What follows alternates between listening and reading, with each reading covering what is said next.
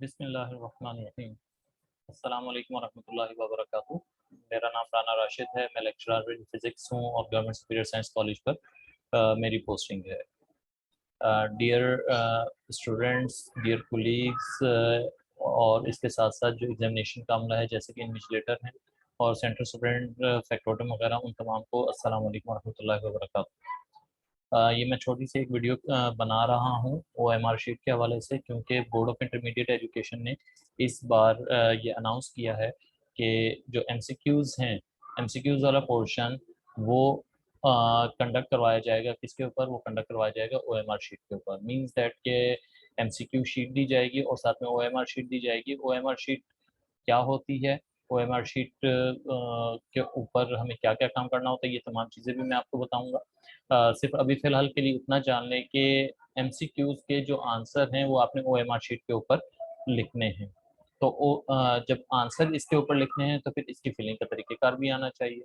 अब ये तरीक़ेकार चूँकि स्टूडेंट्स फर्स्ट ईयर और सेकंड ईयर के कराची बोर्ड के स्टूडेंट्स के लिए न्यू है, तो इसलिए मैं ये एक छोटा-सा ट्यूटोरियल बना रहा हूँ। उम्मीद करता हूँ कि इससे तमाम चीज़ें क्लियर होंगी। तो फिर शुरू करते हैं। ओएमआर शीट के ऊपर जब आपको ये शीट प्रोवाइड की जाएगी, इसके ऊपर बोर्ड ऑफ इंटरमीडिएट एजुकेशन लिखा होगा, उसके नीचे ये group subject, paper date, centre name, annual, enrolment registration number लिखा होगा। और ये तमाम वो चीज़ें हैं जो कि आपको फिल अप करनी है with the help of ball point. तो ये इतना मुश्किल काम नहीं है, ये तो आप इज़िली फिल कर सकते हैं। जैसे कि अगर मैं बात करूँ कि मेरा ग्रुप प्री इंजीनियरिंग है, तो मैं यहाँ पर लिखूँगा प्री इंजीनियरिंग।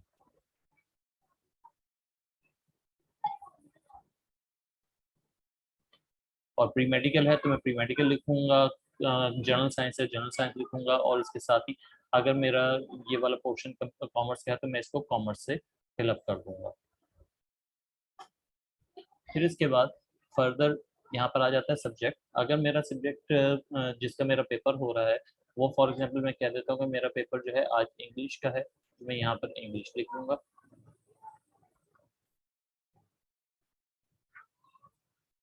और इंग्लिश अगर मैं फर्स्ट ईयर का स्टूडेंट हूँ, तो मैं यहाँ पर पेपर 1 मार्क करूँगा और अगर मैं सेकंड ईयर का स्टूडेंट हूँ, तो पेपर 2 मार्क करूँगा। और यहाँ पर डेट, जिस डेट को आपका इंग्लिश का पेपर होगा, वो डेट यहाँ पर फॉर एग्ज़ाम्पल मैं कह देता हूँ कि मेरा पेपर 20th जून को है। तो मैं यहाँ पर 26, 20, 22 लिख दूँगा, ठीक है? इसके बाद फिर नेक्स्ट आ जाता है सेंटर नेम। सेंटर नेम मुझे लिखना है। सेंटर नेम फॉर एग्ज़ाम्पल मेरा सेंटर पड़ा है XY कॉलेज के XYZ कॉलेज के अंदर, तो मैं यहाँ पर लिख देता हूँ XYZ। यहाँ पर स्टूडेंट्स एक गलती लाज़मी तौर पर करेंगे, अगर ये मेरी वीडियो देखेंगे तो वो XYZ लिखेंगे, तो मैं यहाँ पर मिसाल के तौर पर लिख देता हूँ XYZ कॉलेज। यहाँ पर इन्विजिलेटर को गाइड करना होगा पहले पेपर में कि ये तमाम चीज़ें कैसे फिल करनी है, ठीक है? इसके बाद फिर एनुअल सप्ली, चूँकि ये एनुअल एग्ज़ाम है तो एनुअल के ऊपर टिक लगा देंगे और सप्ली को कट कर देंगे और फिर उसके बाद यहाँ पर 2022 लिख दिया जाएगा। फिर इसके बाद आगे एनरोलमेंट रजिस्ट्रेशन नंबर है। जिन स्टूडेंट्स के पास एनरोलमेंट कार्ड होगा, वो यहाँ पर अपना एनरोलमेंट कार्ड नंबर लिख देंगे। फॉर एग्ज़ाम्पल मैं लिख देता हूँ BIE/GSSC/01/22। ये मैंने एक फ़र्ज़ी एनरोलमेंट नंबर लिख दिया। अगर कोई स्टूडेंट ऐसा है जिसका एनरोलमेंट या रजिस्ट्रेशन नंबर नहीं मिला, तो वो लिखेंगे अप्लाइड फॉर, ठीक है?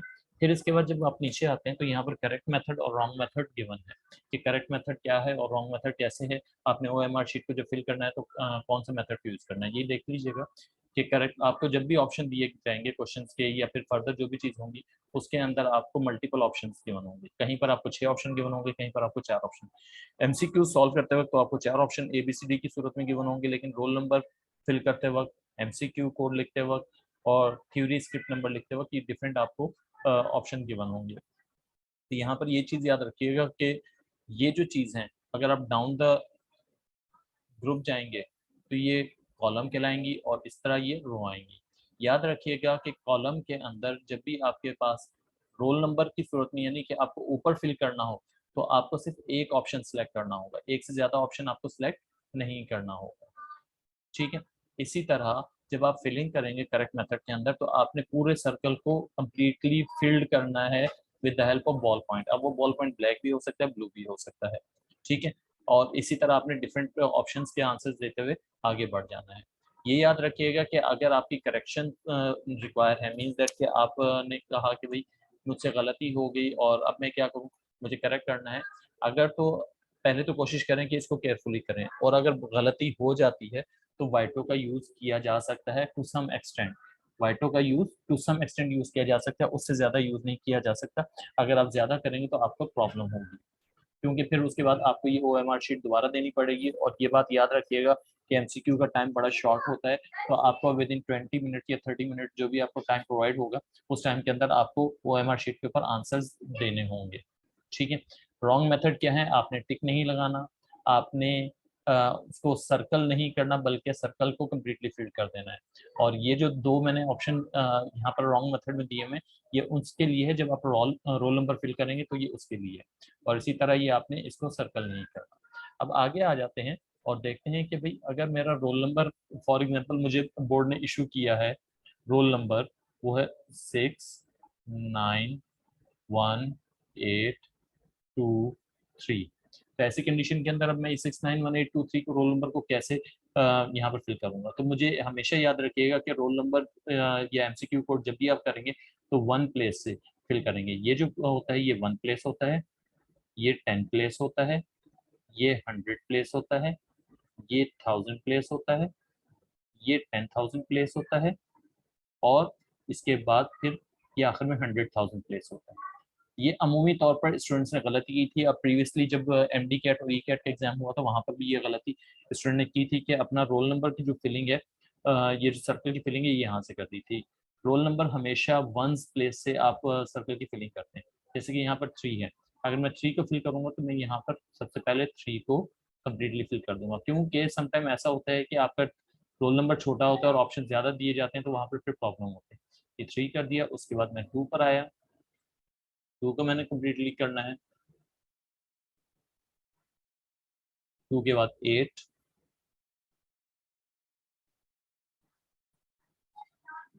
और 8 के बाद फिर मुझे आना है 1 पर। ये मैंने अपना 1 इसको कर दिया। फिर उसके बाद 9 पर आना है, और 9 पर आने के बाद फिर मुझे 6 पर आना है।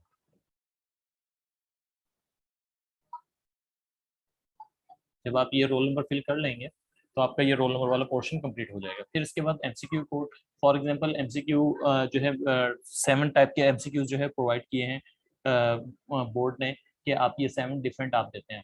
किसी स्टूडेंट के पास वो 5 नंबर का आएगा, किसी के पास 6 नंबर का आएगा, किसी के पास 1 नंबर का आएगा। फॉर एग्जाम्पल मेरे पास 4 नंबर का आ गया तो मैं 4 यहाँ पर लिखूंगा और 4 को ही सर्कल कर दूंगा। तो ये हो जाएगा कि मेरा एमसीक्यू कोड नंबर कौन सी शीट मुझे प्रोवाइड की गई, कोड नंबर 4 वाली शीट प्रोवाइड की। फिर इसके बाद नेक्स्ट है थ्योरी स्क्रिप्ट नंबर। जो आपकी सब्जेक्टिव कॉपी दी जाती है उसके ऊपर एक सीरियल नंबर लिखा होता है, उसे थ्योरी स्क्रिप्ट नंबर कहा जाता है। थ्योरी स्क्रिप्ट नंबर वो आप यहाँ पर लिखेंगे। फॉर एग्जाम्पल जो मुझे कॉपी प्रोवाइड की गई उसका थ्योरी स्क्रिप्ट नंबर 34912001 है। ये थ्योरी स्क्रिप्ट नंबर है। अब मुझे इसको फिल करना है, तो वही काम कि मुझे वंस प्लेस से शुरू करना है, 1 को फिल कर देना है, 0 को फिल कर देना है,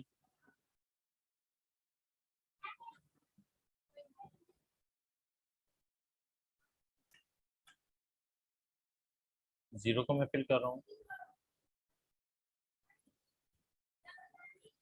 और 0 को फिल करने के बाद मैंने 2 को फिल करना है,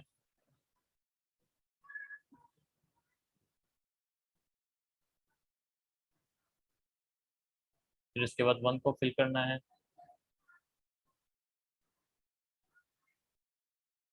ये याद रखिएगा कि आपके जो सर्कल हैं वो कम्प्लीटली फिल हों, ऐसा ना हो कि बाद में फिर वो स्कैनिंग में ना आए। 1 के बाद 9 को फिल करना है, और 9 के बाद फिर मुझे 4 को फिल करना है, और 4 के बाद फिर मैं 3 को फिल करूँगा। इस तरह मैंने थ्योरी स्क्रिप्ट नंबर भी फिलअप कर दी। इससे क्या होगा, इससे ये होगा कि मेरी जो थ्योरी सीरियल नंबर है वो स्क्रिप्ट हो जाएगी, सिंक्रोनाइज हो जाएगी, और मेरा सेक्शन ए यानी कि एमसीक्यू और सब्जेक्टिव सेक्शन बी और सेक्शन सी वो सिंक्रोनाइज हो जाएगा। ये याद रखिएगा थ्योरी स्क्रिप्ट नंबर आपने बिल्कुल सही से फिल करना है, एमसीक्यू कोड सही फिल करना है और रोल नंबर सही फिल करना है। अगर ये आप नहीं करेंगे तो ये बाद में आपके लिए प्रॉब्लम क्रिएट करेगा। मैं यहाँ से जो एक्स्ट्रा चीज़ें हैं उसे रिमूव कर देता हूँ ताकि आपको कोई प्रॉब्लम ना हो कि भाई ये तो लिखा हुआ नहीं था, ये हमने लिखना है या नहीं लिखना। ये बस अंडरस्टैंडिंग के लिए था और ये मैं यहाँ से इसको इरेज कर रहा हूँ। ये मैंने यहाँ से इरेज कर दिया। इरेज करने के बाद अब आ जाते हैं नीचे कि भाई आपके पास जो ऑप्शंस गिवन है वो गिवन है, फॉर एग्जांपल 50 गिवन है, तो इन्हें कैसे करना है आपने। तो आपके पास अगर पहला एमसीक्यू है, आपने पढ़ा, उसका ऑप्शन आपको लगा कि डी है, तो आप क्या करेंगे, डी को फिल कर देंगे इस तरह।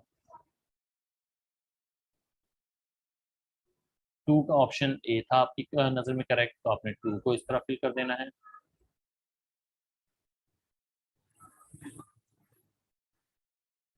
3 का ऑप्शन सी करेक्ट था, आपने सी को कर देना है।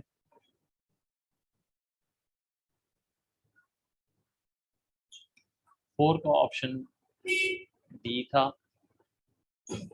अगर बीच में आपको कुछ लगता है कि भाई मैं ये मुझे भी समझ में नहीं आ रहा कोई एमसीक्यू, फॉर एग्जांपल जैसे कि मैं भी आगे इसकी एग्जांपल भी दे देता हूँ कि मुझे लग रहा है कि 5 अभी मुझे नहीं आ रहा, 6 मुझे भी नहीं आ रहा, 7 नहीं आ रहा और 8 का आंसर मुझे सही लग रहा है, तो मैं 8 के आंसर को सही फिल कर दूंगा और इन ऑप्शंस को अभी नहीं करूंगा कि मैं भी कर दूं और बाद में करेक्शन करूं, ऐसा नहीं।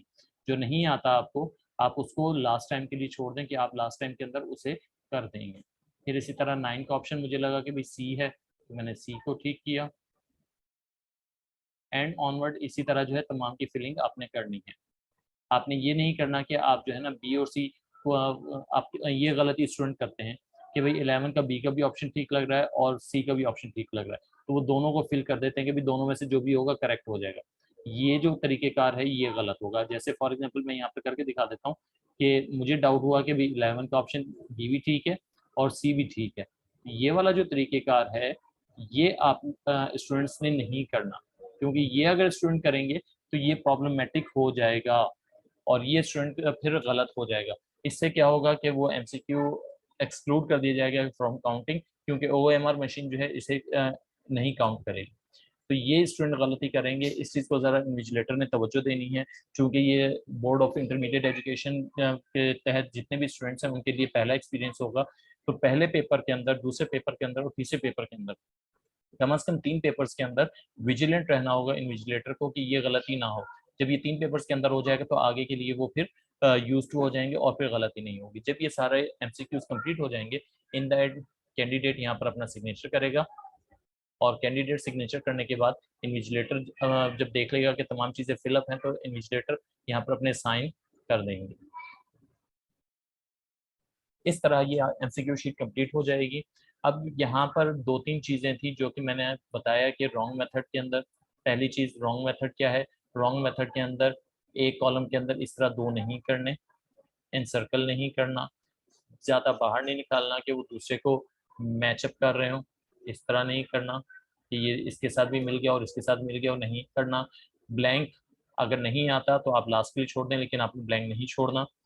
15 आपने सर्कल इन सर्कल नहीं करना। ये तमाम चीज़ें आपने अपने जहन में रखनी है। स्टूडेंट्स की जब आप इस तरह प्रैक्टिस करवा देंगे तो उम्मीद करता हूँ कि स्टूडेंट कोई गलती नहीं करेगा और ये काम इजीली हो जाएगा। ओएमआर शीट एक बेहतरीन ऑप्शन है। बोर्ड ऑफ इंटरमीडिएट एजुकेशन का एक प्रॉब्लम ये रहा था कि पहले रिजल्ट बहुत लेट आता था, लेकिन अब चूंकि ये ओएमआर शीट है तो एमसीक्यू जल्द अज जल्द, यानी कि अगर एमसीक्यू के रिजल्ट की बात करें तो बहुत जल्द हो जाएगा और ये काम बहुत तेजी से होगा और स्टूडेंट का रिजल्ट भी जल्दी आएगा। तो रिस्पेक्टिव कोलीग्स, इसमें जो है स्टूडेंट की आप हेल्प आउट जितना करेंगे स्टूडेंट उतना अच्छा रहेगा। इसके साथ साथ जो है मैं इसकी पीडीएफ फाइल भी दे देता हूँ ताकि जो स्टूडेंट प्रैक्टिस करना चाहें वो इसको प्रैक्टिस कर लें। अस्सलाम वालेकुम वरहमतुल्लाहि वबरकातुहू।